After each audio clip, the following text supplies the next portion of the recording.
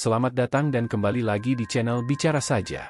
Faiz, buruh asal Madura, hanya ingin mencari nafkah di tanah seberang, tapi justru pulang dengan wajah lebam dan tubuh penuh luka setelah dikeroyok di proyek Bangsar Hill Park, Kuala Lumpur. Peristiwa itu menyulut amarah, bukan hanya di Malaysia, tapi juga dari tanah Madura. Serikat Pekerja Madura tak tinggal diam, mereka mengultimatum pemerintah, jika negara tak bertindak, maka kami yang akan turun tangan. Kisah ini bukan sekadar konflik buruh, tapi soal harga diri, solidaritas, dan perlawanan kaum kecil yang selama ini hanya dianggap angka. Inilah serial dokumenter, Memanas Dua Tanda Seru. Serikat Pekerja Madura Ultimatum Malaysia, kami akan bertindak, cerita nyata dari amarah yang berubah jadi gerakan besar lintas negara.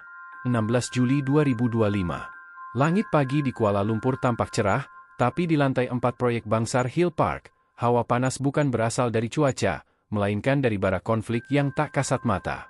Pukul 8.15, Rofik baru saja selesai menurunkan palet semen bersama Junaidi. Keringat bercucuran di dahi, kaos lusuhnya basah oleh kerja keras. Pekerja lain dari Bangladesh juga terlihat sibuk, namun beberapa dari mereka melirik Rofik dengan pandangan tak biasa. Jangan hiraukan mereka, FIK. Dari kemarin mereka udah mulai nyolot, ujar Junaidi sambil memeriksa list material. Rofik mengangguk. Ia bukan orang yang suka cari ribut. Tapi entah mengapa, sejak seminggu terakhir, gesekan kecil dengan para pekerja Bangladesh makin terasa. Semua berawal dari kesalahpahaman soal giliran pakai kren. Pagi itu, insiden bermula saat Rofik memindahkan besi hollow tanpa izin mandor. Syafiq, mandor asal Bangladesh, menegur keras dan menuduh Rofik merusak urutan kerja timnya. Ini kerjaan bodoh? Kamu kacau semuanya, teriak Syafiq sambil menunjuk-nunjuk muka Rofik. Rofik menjawab dengan sopan. Maaf, saya cuma bantu percepat. Krennya tadi kosong. Tapi jawaban itu dianggap membangkang.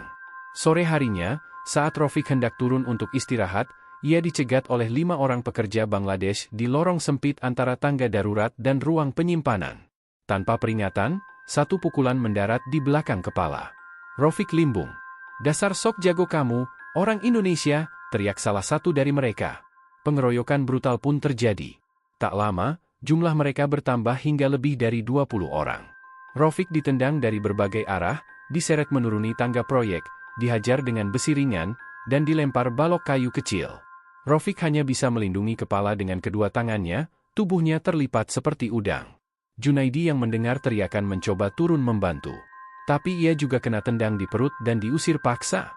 Pekerja dari Vietnam dan Myanmar hanya menonton dalam diam. Seorang TKI lain, Marwan, merekam kejadian itu diam-diam dari balik kontainer alat. Video berdurasi 1 menit 20 detik itu kemudian dikirimkan ke grup WhatsApp pekerja Madura di Malaysia. Salah satu dari mereka, tanpa pikir panjang, mengirimkan video itu ke akun Twitter Suara Perantau yang punya 2 juta pengikut. Dalam waktu kurang dari 3 jam, video itu viral dan jadi trending nomor 1 di Indonesia. Tagar keadilan untuk Rofik, Ki Madura dikeroyo, dan Malaysia bertindak now mendominasi lini masa. Komentar penuh amarah membanjiri, ini bukan kerja sama ASEAN, ini kerja paksa, di mana negara saat rakyatnya dipukul di tanah orang, jangan diam, Pak Presiden. Di kampung halaman Rofik di Sampang, Buramlah melihat video pengeroyokan itu dari HP milik tetangganya. Ia menjerit histeris. Anakku, astagfirullah, anakku. Ia pingsan di teras rumah, di tengah kerumunan warga yang ikut menangis menyaksikan kekejaman yang menimpa pemuda pendiam itu. Malamnya, Junaidi menghubungi Serikat Pekerja Madura via jaringan TKI. Ia memberi kronologi dan kondisi Rofik yang sudah dilarikan ke klinik Taman Desa dengan luka memar di sekujur tubuh dan pendarahan dalam. Kepalanya harus dijahit 14 jahitan. Pak Gozali, Ketua Serikat, murka. Kami tak bisa tunggu negara. Ini nyawa anak bangsa. Kami akan gerak. 16 Juli 2025. Langit pagi di Kuala Lumpur tampak cerah, tapi di lantai 4 proyek Bangsar Hill Park, hawa panas bukan berasal dari cuaca, melainkan dari bara konflik yang tak kasat mata. Pukul 8.15, Rofik baru saja selesai menurunkan palet semen bersama Junaidi. Keringat bercucuran di dahi, kaos lusuhnya basah oleh kerja keras. Pekerja lain dari Bangladesh juga terlihat sibuk, namun beberapa dari mereka melirik Rofik dengan pandangan tak biasa. Jangan hiraukan mereka, FIK. Dari kemarin mereka udah mulai nyolot, ujar Junaidi sambil memeriksa list material. Rofik mengangguk. Ia bukan orang yang suka cari ribut. Tapi entah mengapa, sejak seminggu terakhir, gesekan kecil dengan para pekerja Bangladesh makin terasa. Semua berawal dari kesalahpahaman soal giliran pakai kren. Pagi itu, insiden bermula saat Rafiq memindahkan besi hollow tanpa izin mandor. Syafiq, mandor asal Bangladesh, menegur keras dan menuduh Rafiq merusak urutan kerja timnya. "Ini kerjaan bodoh? Kamu kacau semuanya," teriak Syafiq sambil menunjuk-nunjuk muka Rafiq. Rafiq menjawab dengan sopan. "Maaf, saya cuma bantu percepat. Krennya tadi kosong." Tapi jawaban itu dianggap membangkang. Sore harinya, saat Rafiq hendak turun untuk istirahat, ia dicegat oleh 5 orang pekerja Bangladesh di lorong sempit antara tangga darurat dan ruang penyimpanan. Tanpa peringatan, satu pukulan mendarat di belakang kepala. Rafiq limbung. "Dasar sok jago kamu, orang Indonesia," teriak salah satu dari mereka. Pengeroyokan brutal pun terjadi. Tak lama, jumlah mereka bertambah hingga lebih dari 20 orang. Rafiq ditendang dari berbagai arah, diseret menuruni tangga proyek, dihajar dengan besi ringan, dan dilempar balok kayu kecil. Rafiq hanya bisa melindungi kepala dengan kedua tangannya, tubuhnya terlipat seperti udang. Junaidi yang mendengar teriakan mencoba turun membantu. Tapi ia juga kena tendang di perut dan diusir paksa. Pekerja dari Vietnam dan Myanmar hanya menonton dalam diam. Seorang TKI lain, Marwan, merekam kejadian itu diam-diam dari balik kontainer alat. Video berdurasi 1 menit 20 detik itu kemudian dikirimkan ke grup WhatsApp pekerja Madura di Malaysia. Salah satu dari mereka, tanpa pikir panjang, mengirimkan video itu ke akun Twitter Suara Perantau yang punya 2 juta pengikut. Dalam waktu kurang dari 3 jam, video itu viral dan jadi trending nomor 1 di Indonesia. Tagar keadilan untuk Rafiq, Ki Madura dikeroyo, dan Malaysia bertindak now mendominasi lini masa. Komentar penuh amarah membanjiri, "Ini bukan kerja sama ASEAN, ini kerja paksa, di mana negara saat rakyatnya dipukul di tanah orang, jangan diam, Pak Presiden." Di kampung halaman Rafiq di Sampang, Bu Ramlah melihat video pengeroyokan itu dari HP milik tetangganya. Ia menjerit histeris. "Anakku, astagfirullah, anakku." Ia pingsan di teras rumah, di tengah kerumunan warga yang ikut menangis menyaksikan kekejaman yang menimpa pemuda pendiam itu. Malamnya, Junaidi menghubungi Serikat Pekerja Madura via jaringan TKI. Ia memberi kronologi dan kondisi Rafiq yang sudah dilarikan ke klinik Taman Desa dengan luka memar di sekujur tubuh dan pendarahan dalam. Kepalanya harus dijahit 14 jahitan. Pak Gozali, Ketua Serikat, murka. "Kami tak bisa tunggu negara. Ini nyawa anak bangsa. Kami akan gerak." Narasi berakhir dengan adegan layar split antara. Rafiq terbaring di ranjang klinik dengan perban menutupi wajah. Bu Ramlah menangis sambil menggenggam foto anaknya. Pak Gozali berdiri di depan papan organisasi Serikat Pekerja Madura, menatap kamera dan berkata, "Kami beri waktu seminggu. Kalau pelaku tidak ditangkap, dan pemerintah tidak bicara, maka kami akan turun sendiri. Ini bukan sekadar pengeroyokan, ini penghinaan terhadap rakyat Madura, terhadap martabat Indonesia." Narasi 2, tangisan Ibu Rafiq, "Anakku diseret seperti binatang." Desa Tambelangan, Sampang, Madura. Pagi itu, kampung kecil di pesisir timur Pulau Madura mendadak ramai. Warung kopi penuh sesak bukan karena lelang ikan atau kabar panen garam, tapi karena satu video pengeroyokan yang mengguncang jagat maya. Video yang memperlihatkan seorang pemuda dengan pakaian kerja kusut, dikeroyok hingga tak berdaya. Bu Ramlah, perempuan 48 tahun yang kesehariannya menjual nasi jagung dan ikan asin di pasar, tidak pernah membayangkan bahwa wajah bengkak dan tubuh tergolek penuh luka dalam video itu adalah anak semata wayangnya, Rafiq. "Itu FIK, Bu, itu FIK," lirih tetangganya, Lela, menunjukkan video di ponsel. Baru 3 detik video diputar, tubuh Bu Ramlah langsung gemetar. Ia menutup mulutnya, matanya membelalak, lalu terjatuh di tanah. Jeritannya membuat warga sekitar berlarian. Di rumah sederhana berdinding papan, suasana berubah muram. Para tetangga berdatangan. Ada yang membawa air, ada yang menenangkan. Tapi tak ada yang bisa menjawab pertanyaan Bu Ramlah yang terus bergema, "Kenapa anakku dipukuli seperti binatang? Apa salahnya dia?" Narasi ini menggali dalam luka psikologis keluarga korban. Sementara di Kuala Lumpur, kondisi Rafiq belum stabil. Ia masih terbaring di ranjang klinik Taman Desa. Perawat setempat mengatakan ia belum bisa banyak bicara. Tapi ketika Junaidi menjenguk, Rafiq menggenggam tangannya dan hanya berkata satu kalimat lirih, "Aku mau pulang." Di Surabaya, Pak Gozali memimpin rapat darurat Serikat Pekerja Madura. Isinya, menentukan sikap. Negara diam, padahal ini terang-terangan pelanggaran HAM. Kita tak bisa diam, tegasnya. Rapat menghasilkan 3 keputusan penting. Mengirim surat resmi ke Kedubes RI di Kuala Lumpur. Menyiapkan tim pendamping hukum dan medis untuk ke Malaysia.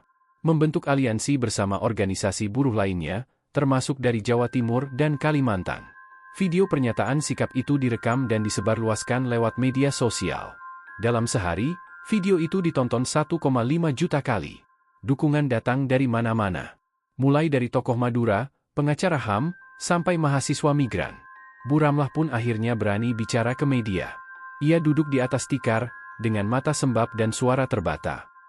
Saya nggak minta banyak. Cuma keadilan. Saya cuma minta anak saya pulang hidup. Satu kalimat yang kemudian dikutip oleh ratusan media. Anakku bukan pencuri. Anakku bukan perusuh. Anakku cuma cari makan, tapi diseret dan dipukuli seperti binatang. Kuala Lumpur, 20 Juli 2025. Hari baru dimulai, tapi panasnya bukan hanya karena matahari Malaysia yang terik, melainkan karena bara amarah yang dibawa oleh 2 orang utusan dari Serikat Pekerja Madura. Mereka baru tiba malam tadi di Terminal Bersepadu Selatan, membawa satu misi, mendapatkan keadilan untuk Rofik, atau memicunya sendiri. Mereka adalah Pak Gozali, 54, Ketua Serikat, dan Mas Imam, 34, aktivis buruh yang fasih berbahasa Melayu. Ditemani seorang relawan migran asal Batu Ampar yang menjadi pemandu jalan, mereka langsung menuju klinik Taman Desa, tempat Rofik dirawat. Ruang perawatan itu sunyi. Rofik terbaring dengan perban di kepala, pipinya bengkak, dan lengan kanannya digips. Ketika melihat wajah Pak Gozali, ia berusaha mengangkat tangan. Tangis lirih mengalir di pipi lelaki Madura yang belum genap 24 tahun itu. Maafkan kami terlambat, nak, ucap Pak Gozali, menggenggam tangan Rofik erat.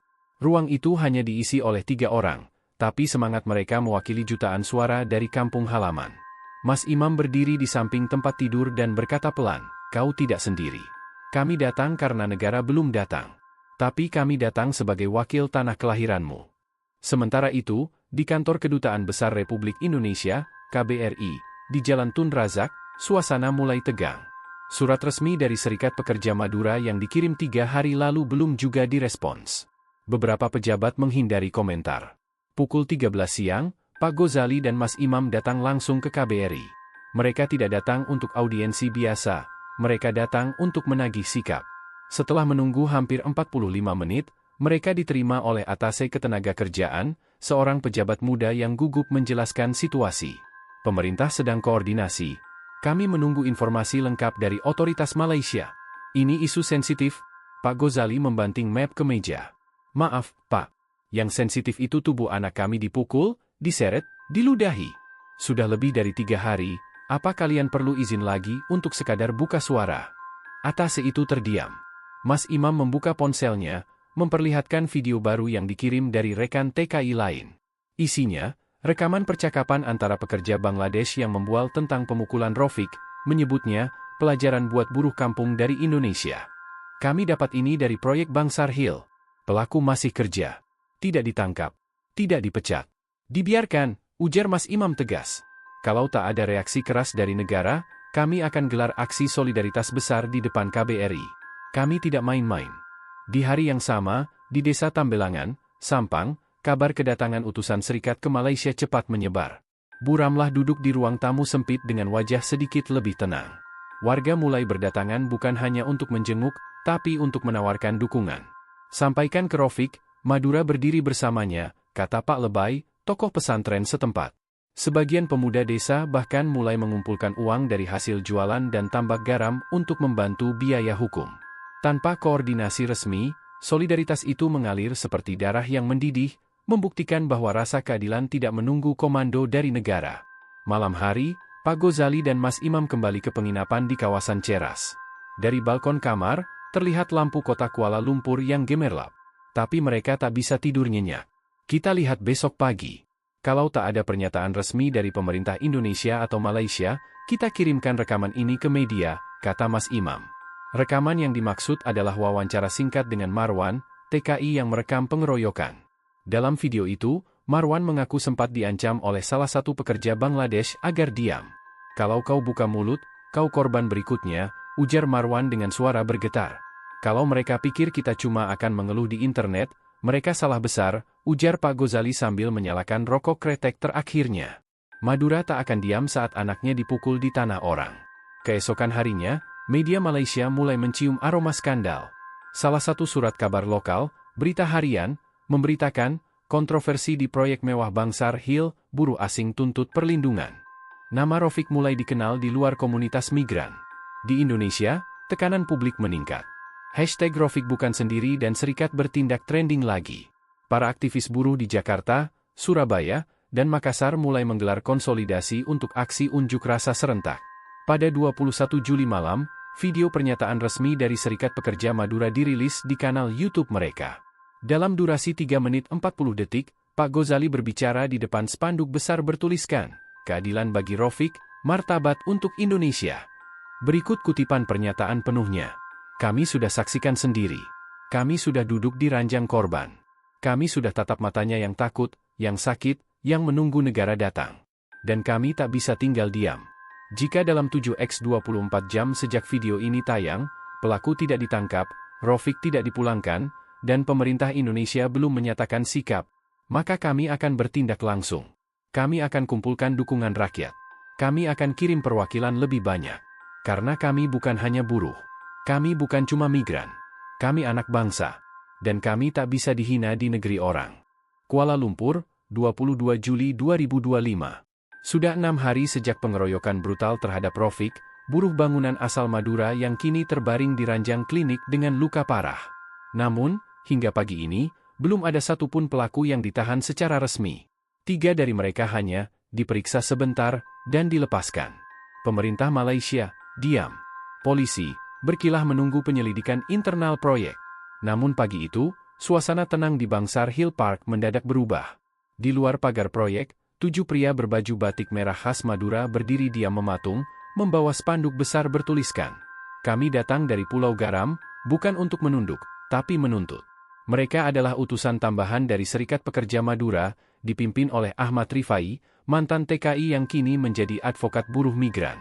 Ia datang bersama tim hukum dan 1 jurnalis independen dari Surabaya. Tak lama kemudian, suasana proyek mulai kacau. Mandor lokal panik. Para pekerja Bangladesh terlihat gelisah. Beberapa dari mereka bahkan memutuskan pulang lebih awal. Salah satu dari mereka, yang disebut-sebut ikut memukul Rofik, tiba-tiba menghilang dari barak pekerja. Di waktu yang sama, Pak Ghazali dan Mas Imam, yang masih berada di Kuala Lumpur, bersiap menyampaikan ultimatum di depan publik. Mereka menghubungi jaringan media online lokal dan internasional. Di halaman luar Kedutaan Besar Republik Indonesia, sebuah konferensi pers dadakan digelar.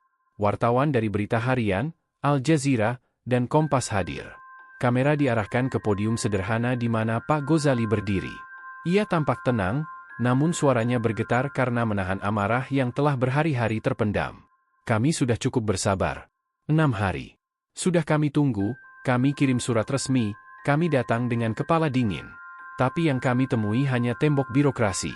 Kalau Rofik diperlakukan seperti binatang, dan pelakunya masih bisa tidur di barak dengan tenang, maka ini bukan sekadar kelalaian hukum. Ini penghinaan terhadap rakyat Indonesia." Suasana hening.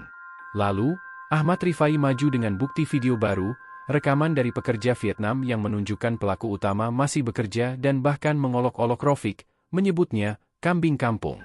Rekaman itu disiarkan langsung lewat kanal YouTube Serikat Pekerja Madura. Dalam waktu 30 menit, sudah ditonton lebih dari 700.000 kali. Komentar mengalir deras. "Kalau negara diam, rakyat bangun. Bangsar Hill harus digerebek. Mana aktivis HAM kita? TNI kirim pasukan ke luar negeri aja bisa. Kenapa lindungi TKI aja nggak bisa?" Sementara itu di Sampang, Madura, di kediaman Bu Ramlah, tangis sudah berganti tekad. Ia kini tak lagi pingsan setiap kali melihat luka anaknya. Ia mulai bicara ke media, mulai angkat suara. Saat diwawancara oleh stasiun TV lokal, ia berkata, "Saya bukan siapa-siapa. Tapi anak saya itu manusia. Kalau kalian biarkan pelaku bebas, saya akan pergi ke Malaysia sendiri. Saya akan temui mereka. Saya akan berdiri di depan proyek itu dan teriak, 'Mana yang mukuli anak saya?'" Warganet terenyuh. Klip pernyataan Bu Ramlah itu viral. Dalam beberapa jam, tagar baru muncul. Ibu Ramlah bicara. Keadilan untuk Rofik. Serikat bertindak. Di dalam proyek Bangsar Hill, ketegangan meningkat. Para pekerja non-Bangladesh mulai takut. Isu mulai menyebar bahwa balas dendam dari orang Madura akan terjadi. Rumor-rumor liar beredar, ada sekelompok pria Madura yang menyusup ke dalam proyek. Manajemen proyek panik. Mereka menghubungi konsultan hukum, bahkan meminta perlindungan dari kepolisian lokal. Tapi saat Ahmad Rifai mengajukan surat permintaan mediasi, jawaban mereka tetap sama. Kami tidak bertanggung jawab atas insiden itu. Itu antar buruh. Kami bukan pengadil. Ahmad Rifai tertawa kecil. Jadi kalian biarkan 20 orang memukuli satu anak bangsa kami, di proyek kalian, dan kalian tidak bertanggung jawab? Kalau begitu kami yang akan ambil alih tanggung jawab itu. Kamis malam, 22 Juli, semua berpuncak. Serikat Pekerja Madura mengunggah video baru berdurasi 4 menit.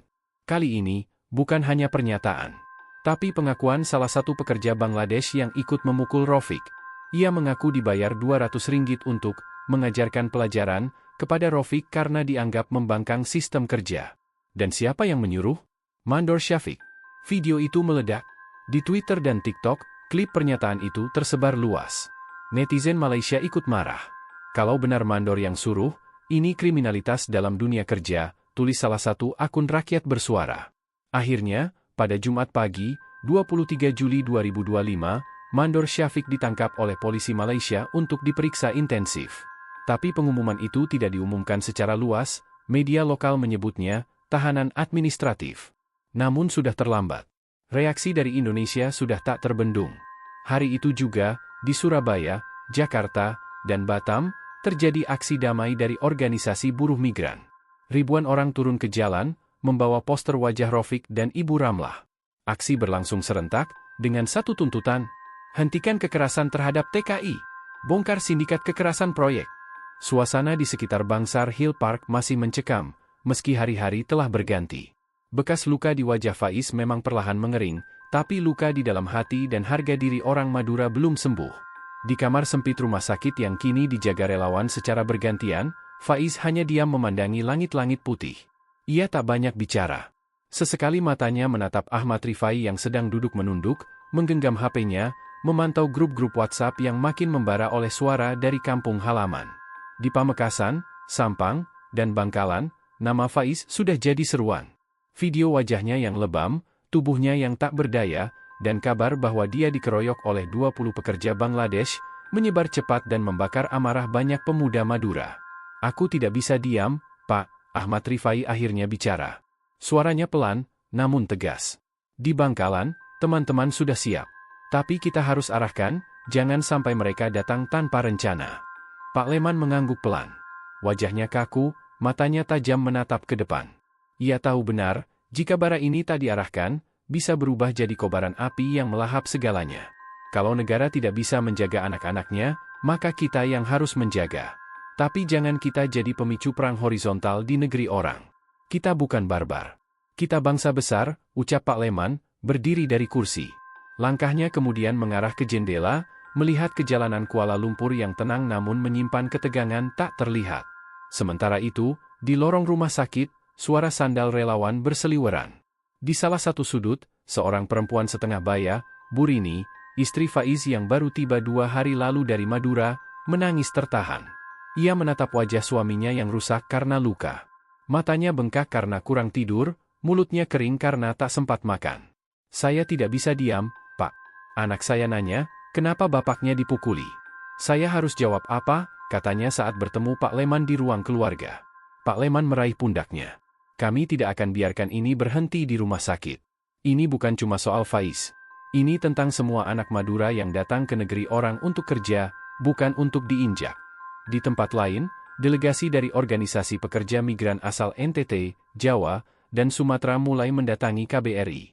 Semua bersatu dalam satu suara, kekerasan terhadap pekerja Indonesia harus dihentikan.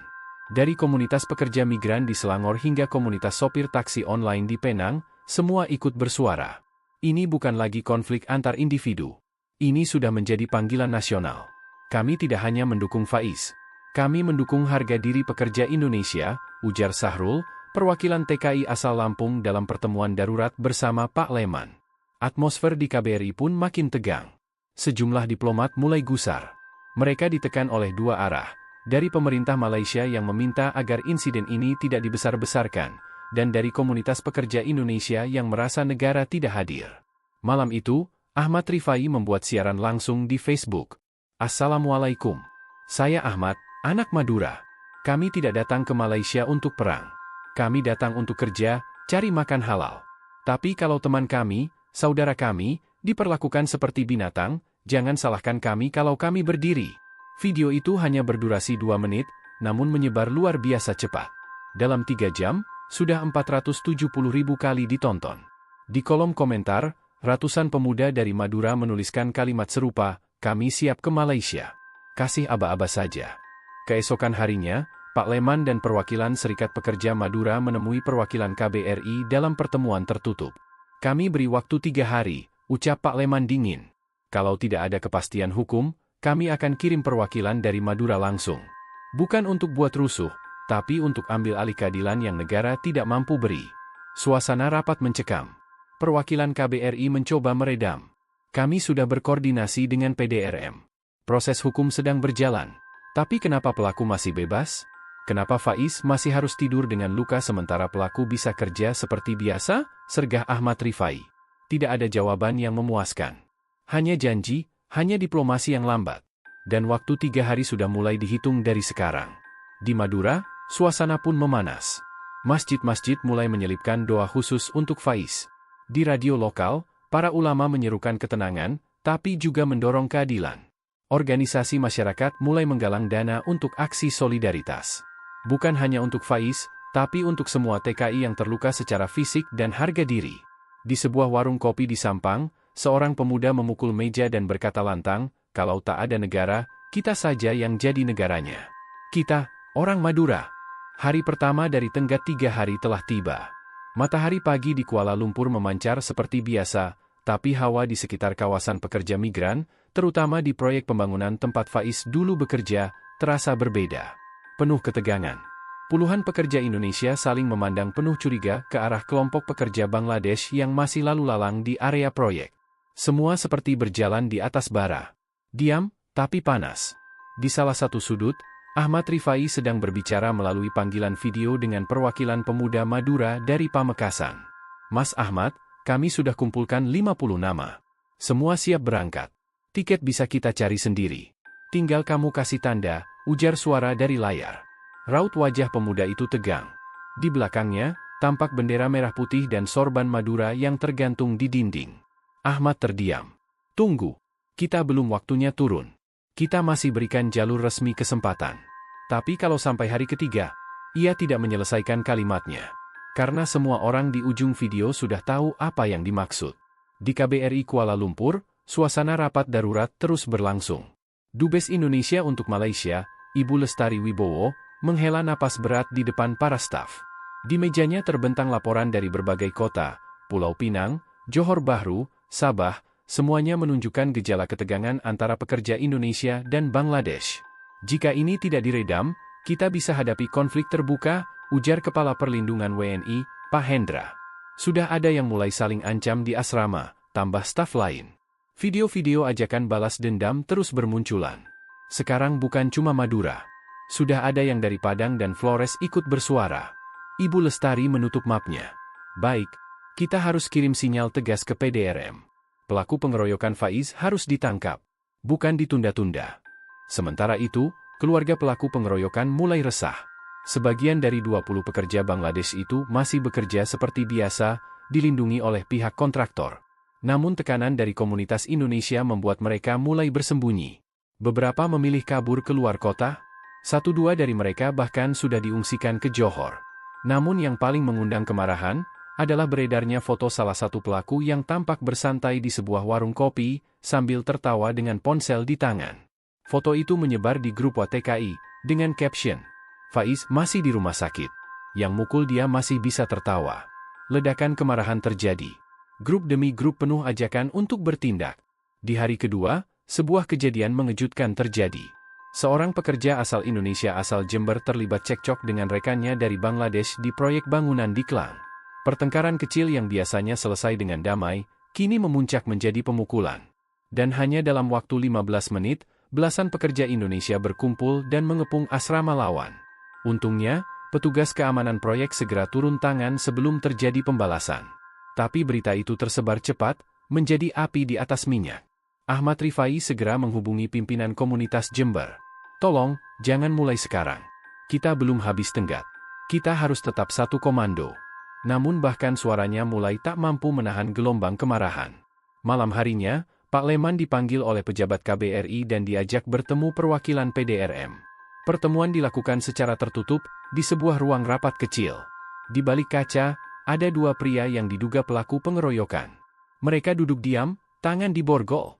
Saat ini kami telah menahan dua pelaku utama. Sisanya masih dalam pencarian, ujar Inspektur Mohan dari PDRM. Pak Leman hanya menatap tajam. 2 dari 20? Anak kami hampir mati, sementara 18 lainnya masih berkeliaran. Ini proses hukum, bukan pembalasan, ujar Mohan tenang. Kalau hukum seperti ini, jangan salahkan kalau kami cari keadilan dengan cara kami sendiri, sahut Pak Leman. Hari ketiga, tekanan sudah mencapai puncaknya. Ahmad Rifai menerima puluhan pesan dari Madura dan berbagai komunitas TKI. Kami di bandara. Siap berangkat. Kami tak bisa diam. Dan pagi itu, sebuah kejutan datang. Video berdurasi 3 menit diunggah ke Facebook dan TikTok. Isinya, puluhan pemuda Madura berkumpul di Pelabuhan Tanjung Perak, Surabaya, mengibarkan spanduk bertuliskan, "Jika Faiz tak dapat keadilan, kami akan datang menuntutnya sendiri." Latar belakang video itu memperlihatkan kapal feri siap menyeberang ke Malaysia. KBRI panik. Pemerintah Indonesia di Jakarta langsung melakukan konferensi pers. Menteri Luar Negeri menyatakan bahwa Indonesia meminta Malaysia bertindak tegas. Kami tidak akan diam jika warga kami diinjak. Tapi kami juga tidak ingin warga kami bertindak sendiri. Pemerintah Malaysia harus bertindak sekarang. Di Kuala Lumpur, polisi mulai menambah patroli di titik-titik pekerja migran. Di proyek Bangsar Hill Park, situasi mencekam. Sejumlah pekerja Indonesia berhenti kerja, memilih diam di asrama. Sementara pekerja Bangladesh mulai digeser dari proyek demi mencegah bentrokan. Dan di sore menjelang batas waktu habis, KBRI mengeluarkan pernyataan resmi. 8 orang pelaku pengeroyokan telah ditangkap dan akan segera disidangkan di Mahkamah Kuala Lumpur. Proses keadilan akan ditegakkan. Kabar itu langsung disebar ke seluruh komunitas TKI. Ahmad Rifai membacanya di depan Faiz yang masih terbaring. Ia mengepalkan tangan. Ini belum selesai. Tapi setidaknya, keadilan mulai datang. Namun di balik semua ini, ada satu kabar yang tak diumumkan secara resmi. 2 pelaku lainnya dikabarkan kabur ke Thailand melalui jalur darat. Dan di forum-forum online Madura, mulai muncul kalimat baru. Kami tidak akan lupakan. Mereka belum semua ditangkap. Kami yang akan cari mereka. Ketegangan kian meruncing. Setelah seruan moral dan tekanan diplomatik yang tak digubris penuh, kini satu suara dari Pulau Madura menggetarkan dunia maya dan ruang-ruang pertemuan buruh migran. Kami satu darah. Kami satu komando. Kami tidak akan biarkan ini jadi kuburan diam bagi anak-anak Madura.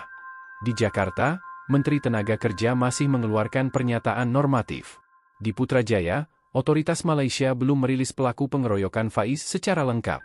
Tapi di Madura, dari ujung Sumeneb hingga Bangkalan, suara-suara perlawanan mulai digemakan, dari langgar-langgar kecil, pesantren, warung kopi, hingga grup-grup komunitas migran. Pak Leman, yang masih mendampingi Faiz di Kuala Lumpur, menerima lebih dari 300 video dukungan dari Madura dalam 24 jam terakhir. Salah satu video paling menyentuh datang dari Nyai Salwa, janda dari seorang TKI Madura yang wafat di proyek di Johor tahun 2022. Dalam videonya, dia menyeka air mata sambil berkata, "Aku rela nyawa ini buat ganti Faiz. Jangan kau anggap anak-anak Madura ini tak punya ibu. Kami yang akan jadi barisan terakhir kalau negara pun bungkam." Video itu viral di antara komunitas TKI se-Malaysia. Ahmad Rifai tak bisa menahan air matanya melihatnya. Ini bukan lagi soal balas dendam, katanya pelan. Ini tentang menunjukkan pada dunia kalau orang kecil pun punya martabat. Pakupin Bundar Aksi Simbolik Serikat Madura. Tanggal 24 Juli malam, lebih dari 70 anggota Serikat Pekerja Madura yang berada di Malaysia menggelar aksi simbolik di depan bangunan kosong proyek Bangsar Hill Park, tempat Faiz dikeroyok. Mereka menyalakan obor, membawa banner bertuliskan, "Tumpah darah kami di sini. Kami akan kembali." Seorang jurnalis dari media Malaysia sempat merekam momen ketika Pak Leman berdiri paling depan, mengepalkan tangan dan berteriak, "Kami ini bukan sekadar buruh. Kami manusia." Kau bisa remehkan tubuh kami, tapi jangan pernah remehkan semangat kami. Satu tetes darah Faiz adalah harga yang harus dibayar mahal. Polisi Malaysia datang tak lama kemudian. Ketegangan terjadi. Tapi tak ada bentrok. Serikat membawa satu persatu foto para korban TKI Madura di Malaysia dari tahun-tahun sebelumnya, dari pekerja konstruksi yang jatuh dan tak ditangani, hingga yang dideportasi tanpa alasan. Aksi itu jadi sorotan media internasional. Tanda peringatan dua ultimatum kian keras. Keesokan paginya, serikat mengeluarkan pernyataan resmi bertuliskan, jika dalam 5 hari ke depan tidak ada penangkapan resmi, penyelidikan terbuka, dan pemulangan korban ke tanah air secara terhormat, kami akan menyuarakan boikot nasional terhadap pengiriman tenaga kerja ke Malaysia. Kami juga siap mengirim relawan pendamping dari Madura untuk menjaga para buruh yang tersisa di Malaysia. Pernyataan itu mengejutkan banyak pihak. Beberapa LSM mulai angkat suara. Seorang staf lokal di KBRI Kuala Lumpur, yang tak ingin disebut namanya, berkomentar pada media, mereka tidak main-main. Ini bukan ancaman kosong. Jika pemerintah tak sigap, bisa-bisa ini jadi insiden diplomatik serius. Di balik aksi, ada tekanan nyata. Ahmad Rifai mulai menerima pesan gelap, SMS tanpa nama, dari nomor Malaysia, berisi ancaman, pulanglah. Jangan bikin kacau. Pak Leman pun mengaku beberapa hari ini dibuntuti pria-pria asing yang mengaku sebagai petugas keamanan proyek. Tapi nyalinya tidak surut. Kalau aku mati karena membela Faiz, biar itu jadi cerita. Tapi jangan pernah anggap kami takut. Sementara itu, kondisi Faiz belum membaik. Tulang rahangnya patah, sulit bicara. Tapi dari isyarat dan tangisnya, dia tahu, dia tidak sendiri. Globe Eropa Afrika Madura bergelora, dunia menggigil. Di Sampang, ribuan warga menggelar doa bersama. Di Bangkalan, mural besar wajah Faiz dilukis di tembok rumah sakit umum. Seruan, "Jangan sentuh anak Madura lagi," bergema di media sosial, disuarakan oleh selebgram, aktivis buruh, hingga tokoh agama. Pak Leman menerima telepon dari seorang ulama karismatik Madura. "Anak-anakku di Malaysia bukan budak. Mereka anak negeri. Pulanglah nanti dengan kepala tegak, atau kuburkan kami bersama mereka." Kini, cerita ini bukan lagi soal Faiz saja. Ini soal Madura. Soal bagaimana sebuah wilayah kecil di timur Jawa menyuarakan keadilan dalam pekatnya gelap sistem migran. Pak Leman tahu, mereka mungkin tak punya senjata. Tapi mereka punya suara. Dan kali ini, suara itu sedang mengguncang batas negara. Kami bukan pengemis keadilan. Kami penagih harga diri. Lai bermunculan. Buruh tani, nelayan, hingga TKI alumni Malaysia mendirikan posko perlindungan pekerja mandiri. Di Malaysia, puluhan buruh dari berbagai daerah mulai mendaftar menjadi anggota Serikat Pekerja Madura atau cabang buruh lainnya. Mereka ingin punya perlindungan nyata, bukan hanya dari negara, tapi dari saudara sendiri. Ahmad Rifai mengatakan kepada media, "Kami sudah terlalu lama diam. Kini kami tahu, satu suara bisa mengguncang tembok ketidakadilan. Dan itu baru permulaan." Pesawat dua kepulangan yang menggetarkan. Pada tanggal 31 Juli 2025, Faiz dipulangkan ke Indonesia dengan pesawat khusus. Di Bandara Juanda, ribuan orang sudah menunggu. Tak hanya keluarganya, tapi juga warga Madura dari berbagai penjuru, serta para buruh migran yang sudah pulang lebih dulu. Tangis pecah. Spanduk terbentang. "Selamat pulang, Faiz. Kau tak kalah." Madura tak akan diam lagi. Pak Leman, dengan suara serak, memeluk Faiz sambil berbisik, "Maafkan kami lambat membela. Tapi selanjutnya, tak akan kami biarkan kalian sendiri." Kepulangan Faiz menjadi simbol, bukan hanya kemenangan kecil dari perlakuan tak adil, tapi juga bangkitnya kesadaran kelas pekerja, khususnya dari daerah-daerah yang kerap diremehkan. Api dampak besar di kedua negara. Di Indonesia, pemerintah mulai mengkaji ulang penempatan pekerja migran ke Malaysia. Beberapa anggota DPR mendorong revisi UU Perlindungan Pekerja Migran. Menteri Ketenagakerjaan mengundang perwakilan Serikat Pekerja Madura untuk audiensi resmi. Di Malaysia, Lembaga HAM Internasional menyoroti sistem kerja subkontrak yang kerap menyuburkan kekerasan. Pihak pengelola proyek tempat Faiz dikeroyok dikenakan sanksi dan penyelidikan internal. Narasi Faiz bukan yang pertama, dan mungkin bukan yang terakhir. Tapi kali ini, cerita seorang buruh migran tidak hanya berakhir di rumah sakit atau liang kubur. Kali ini, cerita itu bergerak, membangkitkan, dan membuka mata banyak pihak bahwa buruh bukan hanya angka dalam statistik. Mereka manusia, mereka saudara, mereka juga Indonesia. Seperti yang tertulis di dinding rumah Faiz di Madura setelah ia pulang. Jika satu dari kami disakiti, maka 1000 dari kami akan berdiri. Dan Madura telah berdiri.